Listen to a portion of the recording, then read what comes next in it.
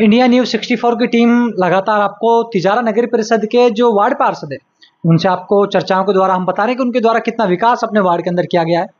तो अभी फिलहाल हम वार्ड नंबर 15 के प्रेजेंट के पार्षद कालूराम शर्मा, जो लगातार पिछले बात करें जो कार्यकाल गुजरा लगातार 10 साल से पार्षद हैं, तो उनसे हम बात करेंगे।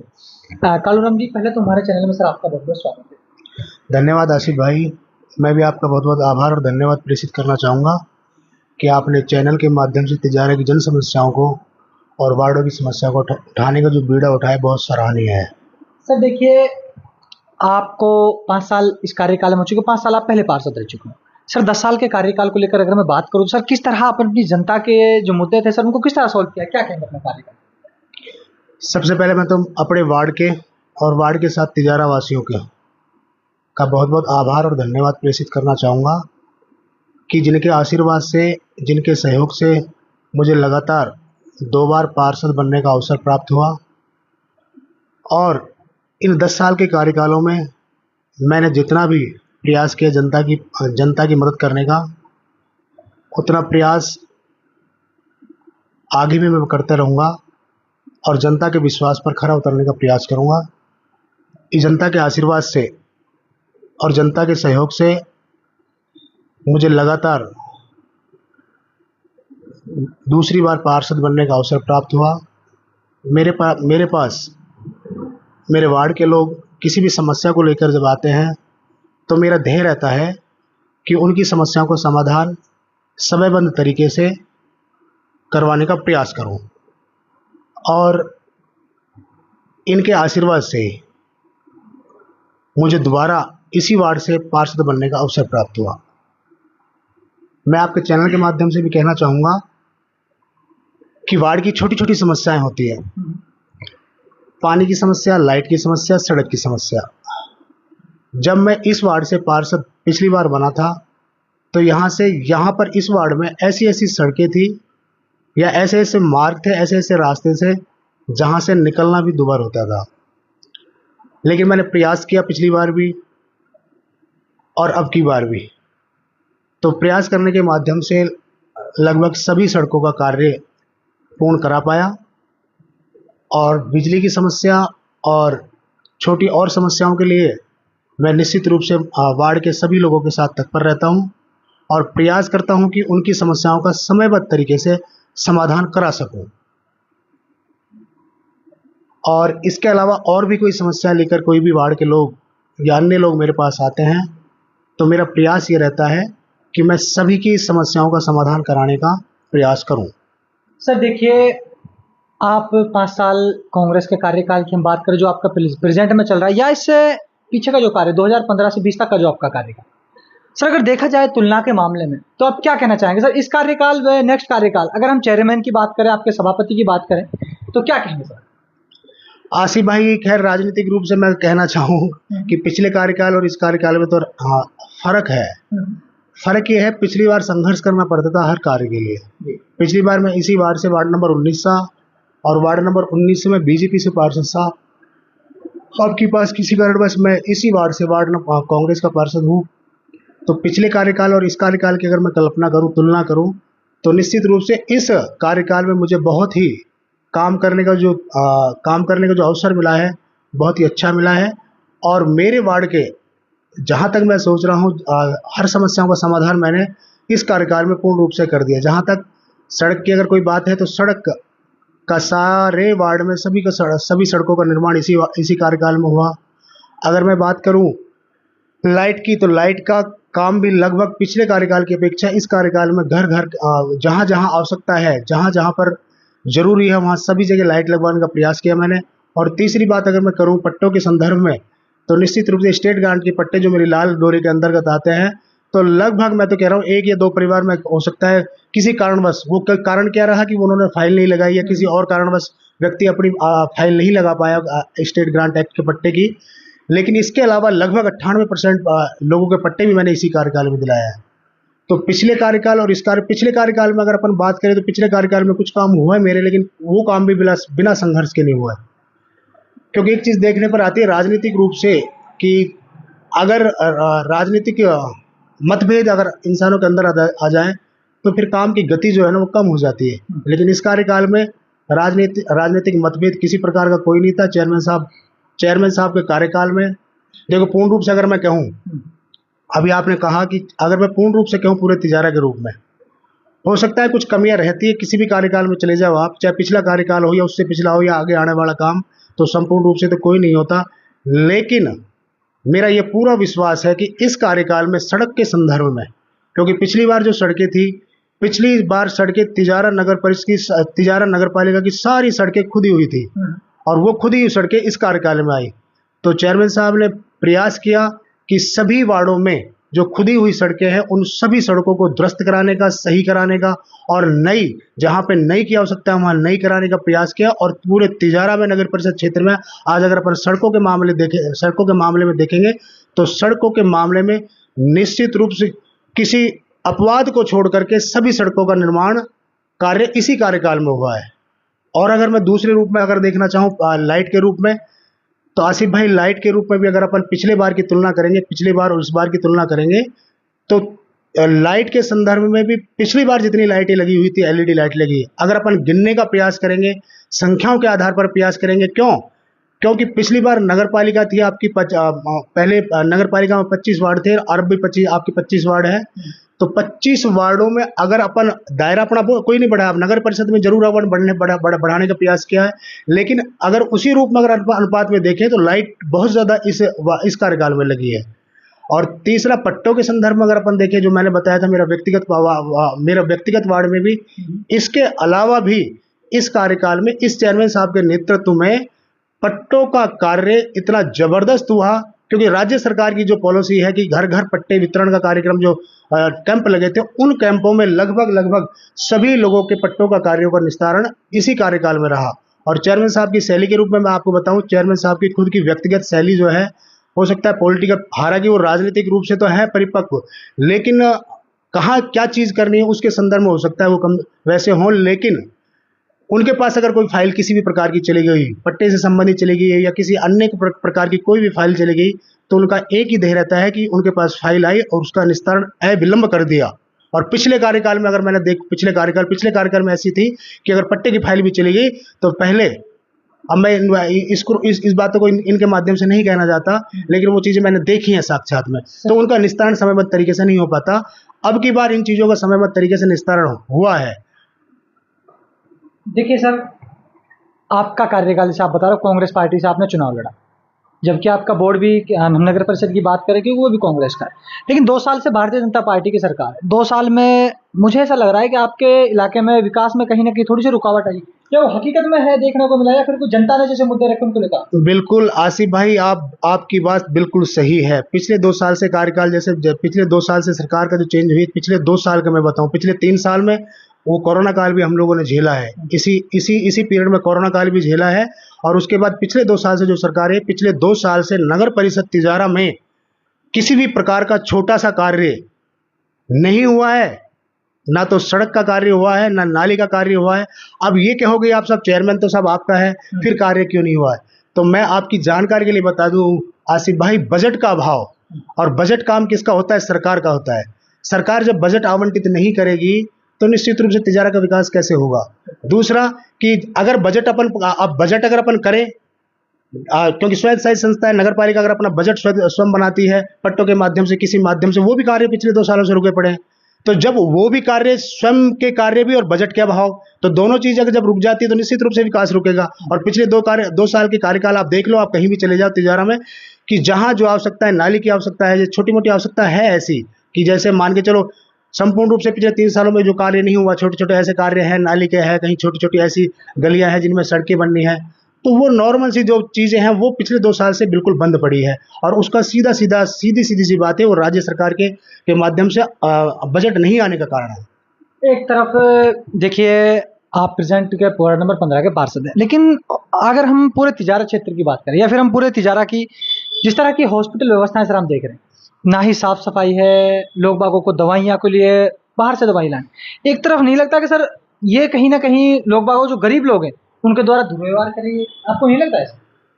आसिफ भाई, दुर्व्यवहार तो क्या, जो राजनीतिक सिस्टम जो होता है, तो एक जैसे किसी भी संस्था को सिस्टम को चलाने के लिए व्यवस्थाएं होती हैं, वो व्यवस्थाओं पर अगर अपन ध्यान नहीं देंगे, अगर उनकी मॉनिटरिंग सही टाइम में समय सही सही सही लोगों के सही माध्यम से नहीं होगी, तो निश्चित रूप से उसकी तिजारा को जनता को भुगतना पड़ेगा। आज किसी भी डिपार्टमेंट में आप चले जाओ, मैं ये नहीं कह रहा कि भाई ये पिछले 5 साल का कार्यकाल था, ऐसे एक सिस्टम है, सिस्टम को सुधारने के लिए व्यक्ति को एक्टिव होना पड़ेगा। अब जब यहाँ के व्यक्ति एक्टिव होंगे तो निश्चित रूप से उनका परिणाम उनको भुगतना पड़ेगा। अगर एक्टिव हैं तो वो अपने काम को करा लाएंगे, और अगर अब एक्टिव नहीं है तो निश्चित रूप से उनको झेलना पड़ेगा। आज आपकी कवरेज देख रहा था मैं कि हॉस्पिटल में वास्तविक रूप से कितनी, मतलब एक आप ये सोचो कि एक इतना बड़ा हॉस्पिटल है और उस हॉस्पिटल में एक व्यक्ति पर्ची बनाने के लिए और लाइनें लगी है लंबी लंबी। क्यों? क्या वो लोग तिजारा के आसपास के लोग नहीं है? उनको समयबद्ध तरीके से उनकी पर्ची नहीं कटनी चाहिए, उनको 1 घंटे पर लाइन पे लगना चाहिए। लेकिन रिकॉर्ड रूप में अगर अपन कहेंगे तो 2 या 4 कर्मचारी उन्होंने आवंटित कर रखे होंगे रसीद के लिए, लेकिन मौके पर केवल आपको 1 मिलेगा। और ये चीज एक ही डिपार्टमेंट में नहीं है, आप किसी भी डिपार्टमेंट में चले जाओ, आपको निश्चित रूप से भ्रष्टाचार तिजारा में चरम पर है। अब ये चरम पर क्यों है? ये हमारी व्यवस्थाएं हैं, ये इसमें हो सकता है हम भी सहभागी, लोग भी हैं कि अपने कार्य को कराने के लिए वो सोचते हैं कि यार अपना कार्य है, अपन को क्या मतलब, अपन को सुविधा के माध्यम से अपन करा लें। लेकिन हकीकत ये है कि तिजारे की जनता इस समय बहुत ज्यादा परेशान है।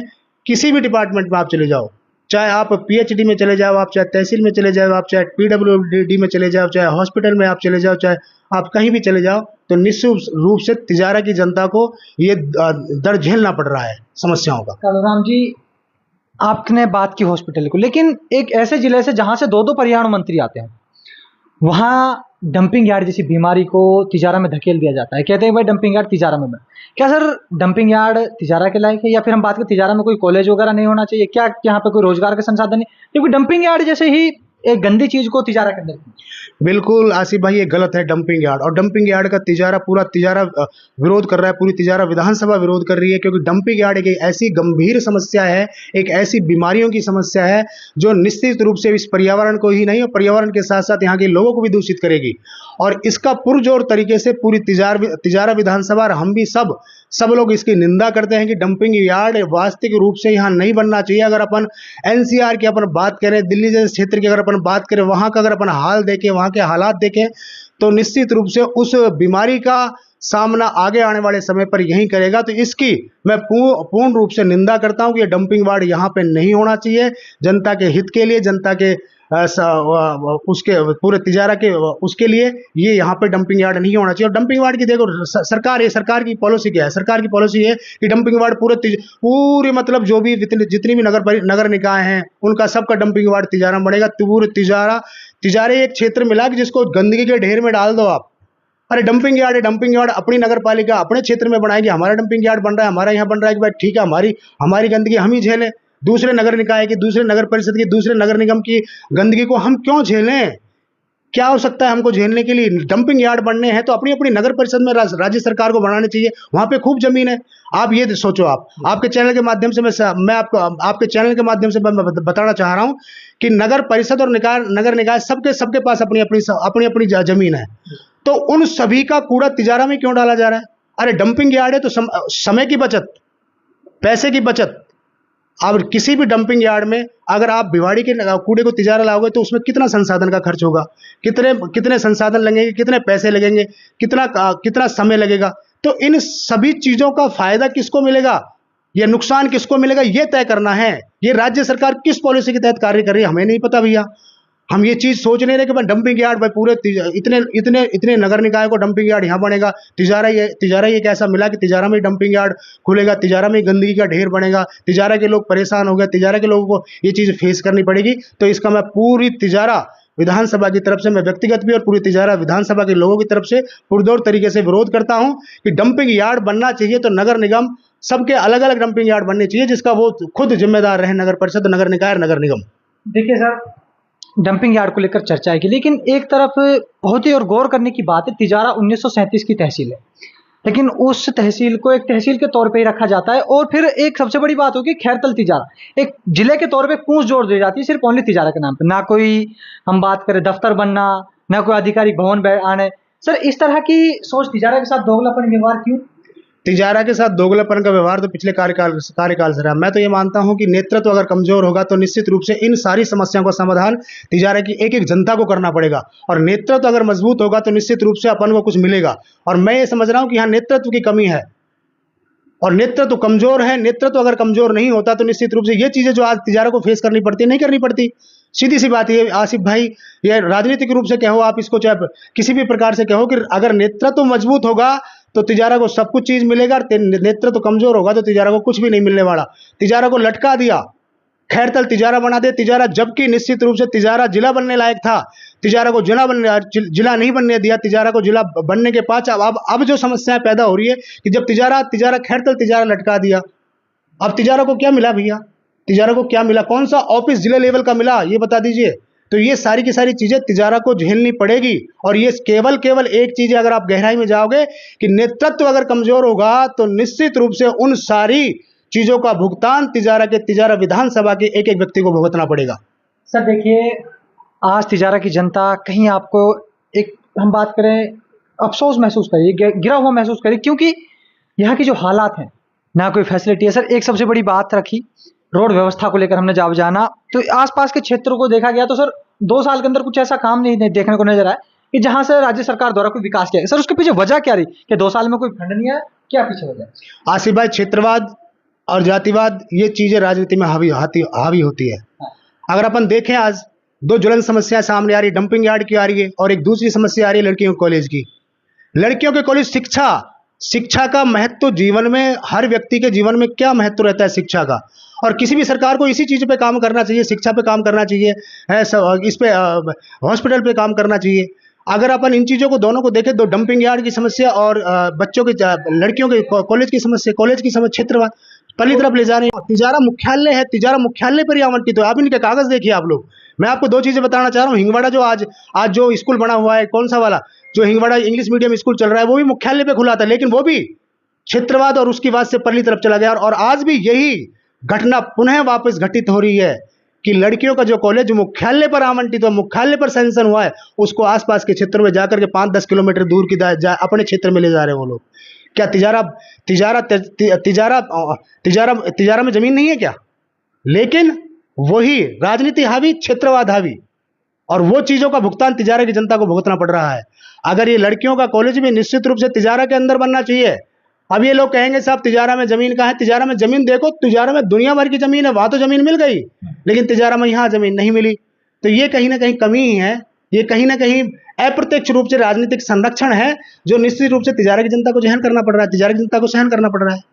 और मैं तो ये मांग कर रहा हूं आपके चैनल के माध्यम से कि डंपिंग यार्ड यहाँ नहीं बनना चाहिए, और लड़कियों का जो कॉलेज है तिजारा की जनता के हित के लिए, तिजारा के आसपास की लड़कियों के लिए, क्योंकि मुख्यालय पर अगर बनेगा तो निश्चित रूप से केंद्र बिंदु है, यहाँ से चारों तरफ के लोगों को, पूर्व पश्चिम उत्तर दक्षिण, उन सभी बहन बेटियों को लाभ मिलेगा, जो एक तरफा होने जा रहा है। अगर इस तरफ जहां पर खुलवाने की मंशा है, यहां से केवल एक तरफ के लोगों को लाभ मिलेगा, एक तरफ की बहन बेटियों को लाभ मिलेगा, लेकिन चारों तरफ की अगर बहन बेटियों को लाभ प्राप्त करना है तो तिजारा में ही लड़कियों का कॉलेज खुलना चाहिए। सर देखिए, एक तरफ वार्ड की हम सर्वे कर रहे थे तो चेयरमैन साहब को लेकर एक सबसे बड़ी सवाल सामने आया था सर, कनेक्टिविटी को लेकर। अगर तिजारा की चारों तरफ से हम कनेक्टिविटी देखी जाए, या नगर परिषद के लेवल पर जैसे कि जो हमारा एरिया है उसको कनेक्टिविटी देखा जाए, तो सर हमारे माननीय सभापति या फिर हम आपके सभापति को द्वारा बात करें, क्या कहेंगे सर, किस तरह की कनेक्टिविटी तिजारा की रखी गई सभापति? कनेक्टिविटी तो मैं आपको निवेदन करना चाहूँ, नगर पालिका से नगर परिषद बना। हाँ। नगर परिषद में वार्डों का सीमांकन की अभी आपको 1 महीना 2 महीने पहले आपकी जानकारी के लिए बताऊं कि ये चीजें चली थी कि नगर पालिका से नगर परिषद बनने पर वार्डों का विस्तार होगा और सीमाओं का विस्तार होगा।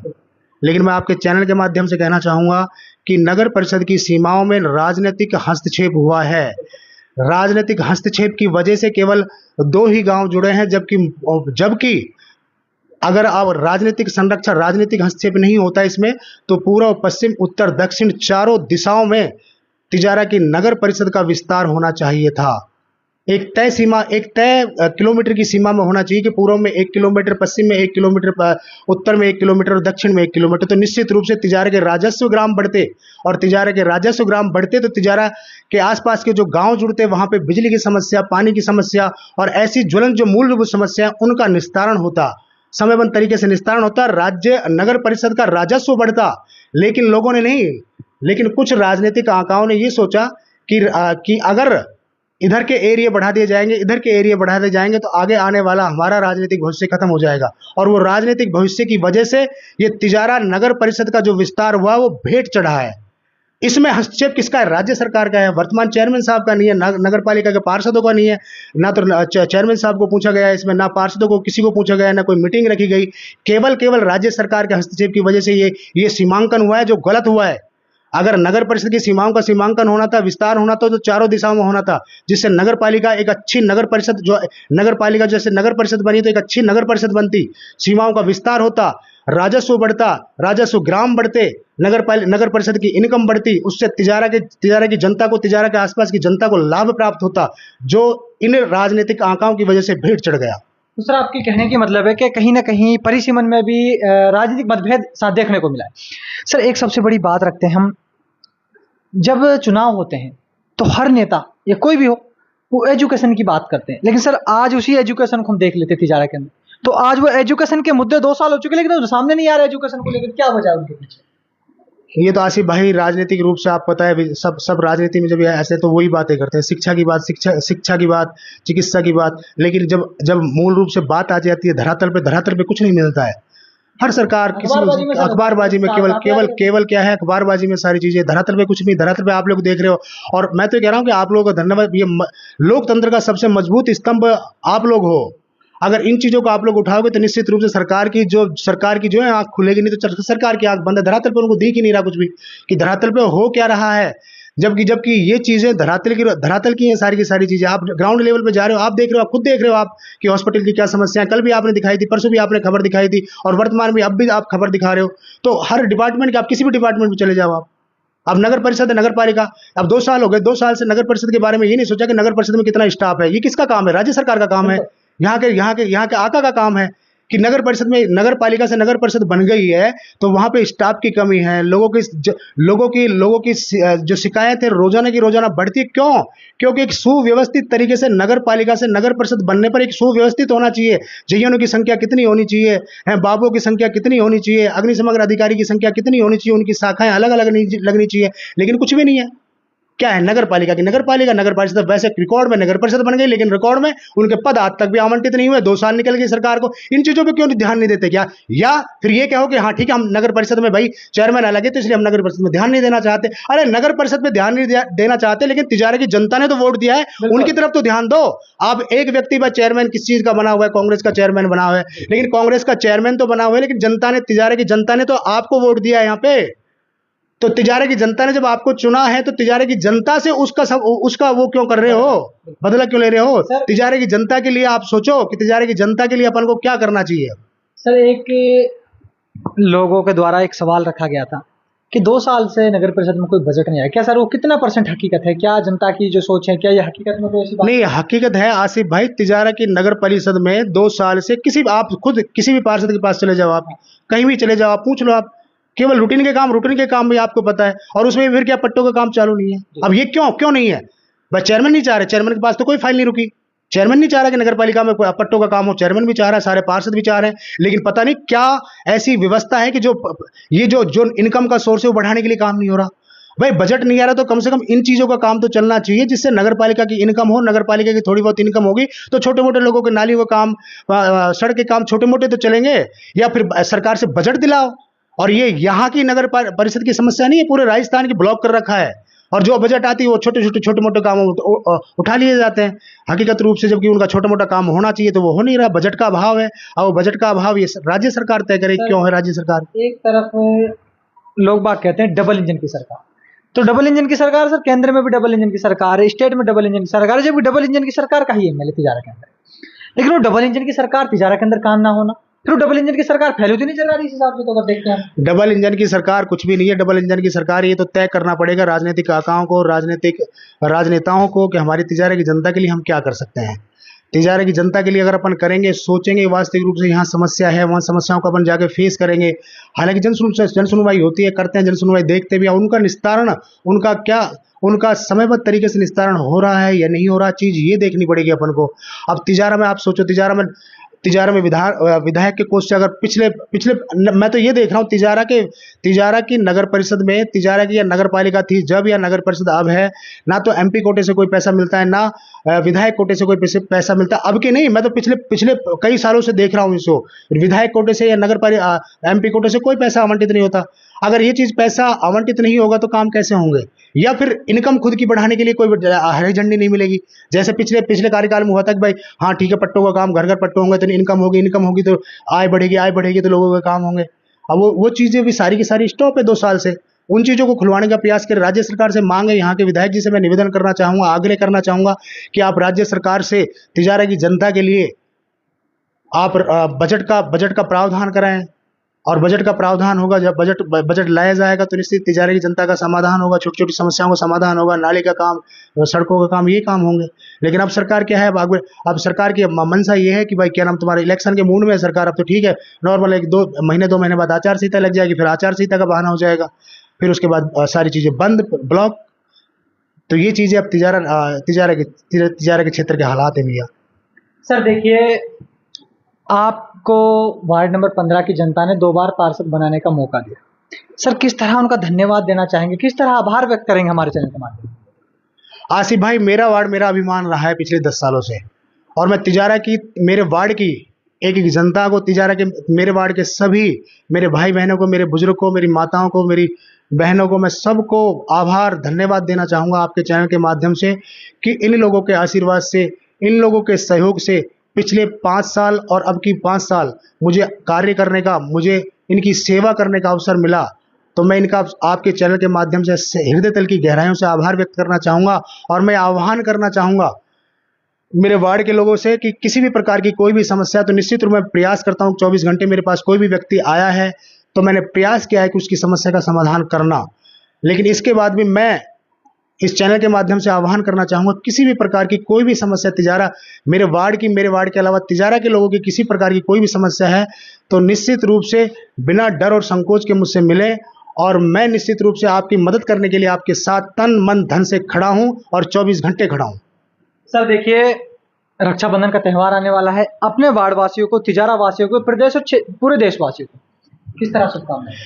मैं आपके चैनल के माध्यम से सबसे पहले तो आपके चैनल को धन्यवाद देना चाहूँगा, शुभकामनाएं देना चाहूँगा। फिर उसके बाद मेरे वार्ड के वासियों को, मेरे तिजारे की जनता जनार्दन को, मेरे तिजारे की जनता माता को, और पूरे राजस्थान की जनता को और पूरे देशवासियों को रक्षाबंधन के अवसर पर बहुत बहुत बधाई और शुभकामनाएं प्रेषित करना चाहूँगा। उन बहन बेटियों को शुभकामनाएं प्रेषित करना चाहूँगा जो 1 वर्ष में एक त्यौहार जो आता है, उस त्यौहार के इंतजार में बहनें, जो अटूट स्नेह का जो त्यौहार है रक्षाबंधन का त्यौहार, मैं पूर्ण रूप से पूरे तिजारा वासियों को रक्षाबंधन के त्यौहार पर बहुत बहुत बधाई, शुभकामनाएं, मंगल कामनाएं, ईश्वर से आराधना करना चाहूँगा कि इस पावन अवसर पर सभी बहन बेटियों को शुभकामनाएं, और दूसरी तिजारा में अमन शांति रहे, अपने राज्य में अमन शांति रहे, देश में अमन शांति रहे। तो आप लोगों ने देखा, मेरे साथ वार्ड नंबर 15 के प्रेजेंट के पार्षद कालूराम शर्मा जी जुड़े थे। कालूराम जी ने बताया कि किस तरह इस तिजारा के जो विकास के जो मुद्दे हैं उनको लेकर क्या कहा गया, राज्य सरकार को लेकर किस तरह की चर्चाएं हों। तो आप लोग मेरे साथ बने रहिए और देखते रहिए इंडिया न्यूज़ 64।